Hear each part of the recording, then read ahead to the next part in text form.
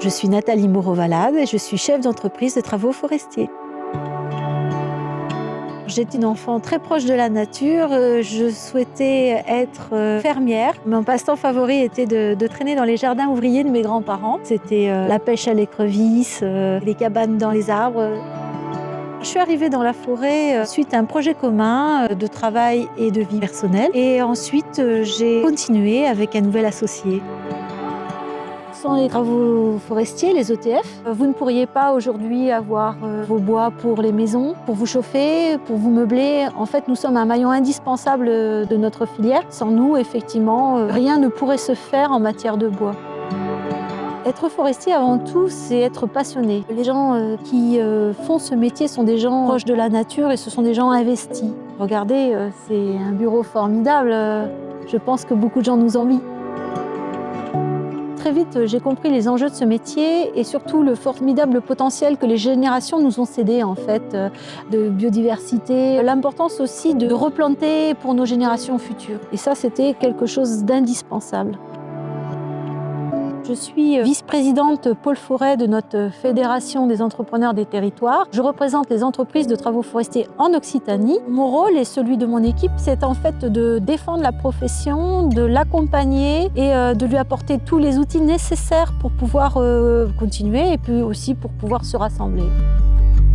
Je ne vais pas vous cacher qu'il y a des bonnes et des mauvaises pratiques, mais comme dans l'ensemble de tous les métiers, je veux dire par là.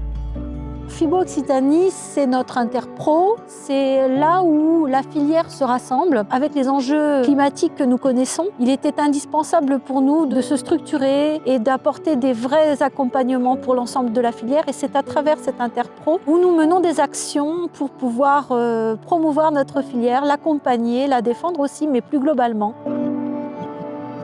Alors effectivement, je suis très sensible à la cause climatique parce qu'en fait, le changement est inéluctable.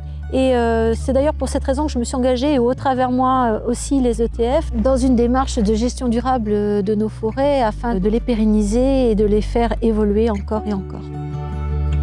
À travers Fiboine, c'est aussi la possibilité de faire la promotion de nos métiers, mais aussi permettre des passerelles entre chaque maillon de la filière et puis faire avancer cette filière et la pousser vers le haut.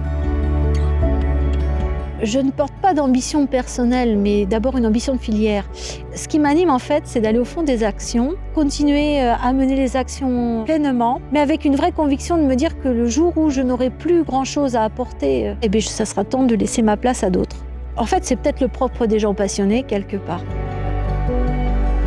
Alors je dirais à un jeune qui veut se lancer dans ce métier-là, d'abord, c'est de croire en ce qu'il fait et surtout de le vivre passionnément. La filière bois, c'est une filière d'engagement et une filière de passion.